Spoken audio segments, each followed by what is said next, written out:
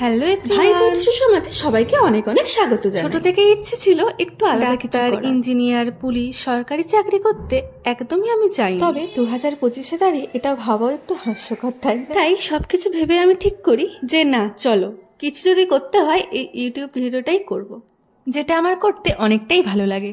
তবে আমি এটাও জানি আমার জার্নিটা হয়তো এতটা সহজ হবে না, তবে আমি একদমই রেডি। আমি হলাম ওয়েস্ট বেঙ্গলের একটা ছোট্ট জেলা ঝাড়গ্রামের একটা সাধারণ মেয়ে। রবীন্দ্রসঙ্গীতে মাস্টার্স করছি, এই সবে ফার্স্ট ইয়ার।